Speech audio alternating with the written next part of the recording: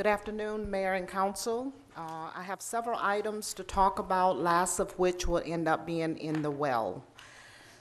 So there's a couple of items that's being introduced that you will begin to see more of.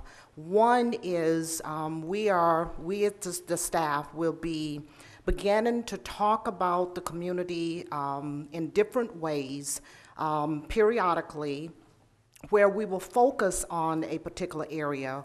The first area will be community, and when I say that, let me just kind of explain it a little more.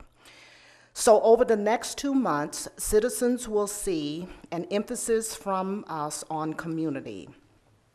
This communication emphasis is to underscore ways the city organization and employees are an integral part of our community. We are your neighbors, as well as the people that fix the clogged wastewater pipes, protect your family, care for your children, and so much more.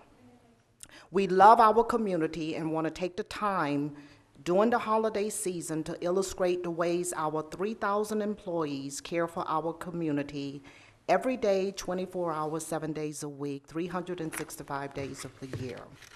Stay tuned, as each week you will hear more about this initiative from all of the city departments within the organization. In every few months, we will change the theme to another area, but it will be all about the community of the city of Corpus Christi. So wanted to at least give you a heads up there. Another area that you will begin to hear more about is once every month, after we have completed a month, I want to highlight to you, as well as the citizens, all of the different areas you focused on that previous month regarding your goals. You are currently dealing with 3 major goals: water, residential streets, and economic development. I want to just kind of highlight to you, just to give you and the citizens an overview of all of the areas you've touched in connection with your goals.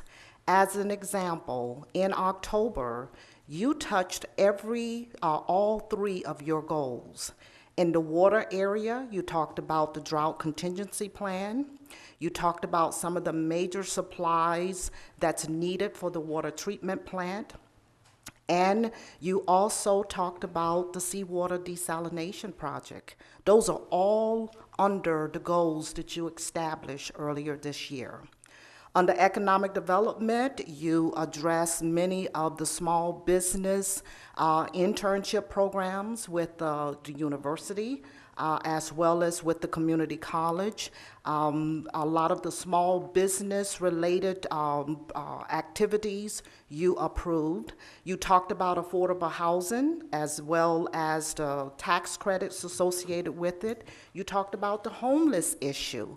All of these areas are linked to economic development.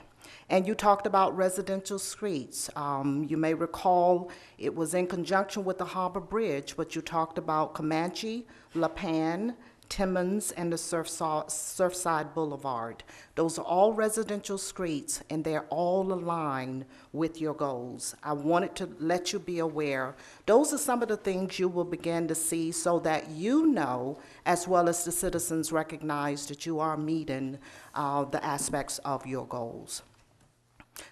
So moving on to a couple of other issues, I want to talk about rain barrels for a minute. Citizens have been calling, requesting the popular rain barrel program to return.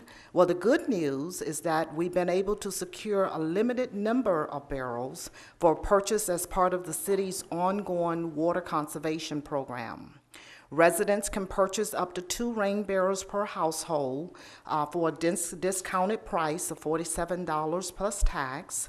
And beginning today, the barrels can be purchased in person at the Central Cashiering, located here at the 1st floor of City Hall. And with that paid receipt, you can immediately go to the city's warehouse located at 5352 Ayers Street, Monday through Friday from 8 to 4 to pick them up. Now I want to move on quickly to a demonstration. Did you know that if you or your neighbors put fats, oil, or grease down your drain, you could end up with wastewater in your home? Well, it can happen, and it increases during the holiday season due to an increase in holiday cooking. We are inviting the public to a show and tell to see the effects of dumping fats, oil, and grease down the drain. Employees will be using the wastewater rover, a remote camera system, to demonstrate how how we detect issues and how to prevent these wastewater backups. This is going to be on November the 9th at 10 a.m. at 3009 Alta Gigonetta Street, on November the 9th at 10 a.m.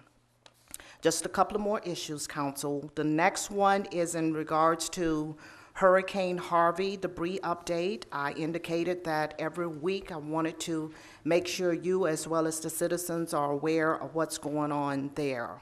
So beginning yesterday, Area 2 started as it relates to the collection. And that will go on until November the 13th, which is next Monday. Area 3-A need to have their items ready for collection. Again, the 13th at 7 a.m., and there's a map that shows where Area 3 is. We know there's much more to collect, and we will continue to keep you informed, and I like to seize the opportunity during this time period just to remind you, and information will be shared with all, with the citizens regarding this issue. And the last item, I want to go into the well.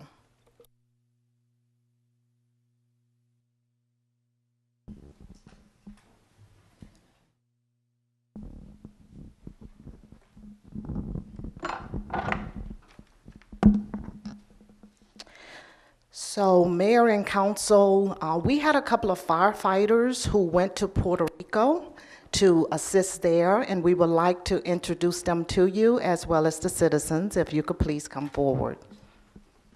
Hi, how you doing? Hi. Okay. So just to make sure everyone's aware, Corpus Christi Battalion Chief David Sines and firefighter Kelly Maiden were recently deployed to Puerto Rico to assist with the response and recovery post Hurricane Maria. They were sent there as part of Texas Task Force 1, an elite urban search and research team with expertise in responding to natural disasters. They helped with infrastructure needs, debris management, and assisted with getting food and water to residents.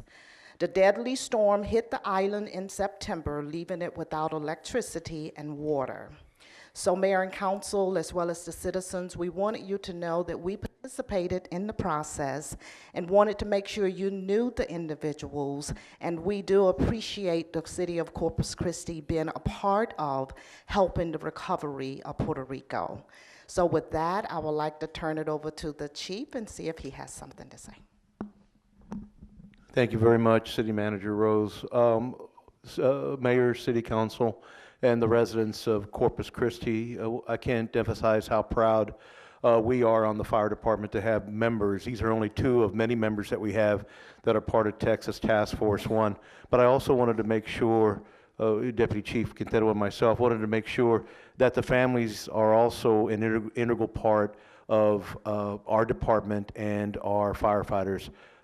They too participate, albeit they're not on the front lines of in Puerto Rico, but they're here back at home taking care of our families and making sure that when they do come home, they come home to a nice residence. And so not only do we want to extend our appreciation to both firefighter Maiden and Battalion Chief Sines, but also to Kelly's mother and wife and family, and David, to you and your family. Thank you very much for the service that you provide for the City of Corpus Christi.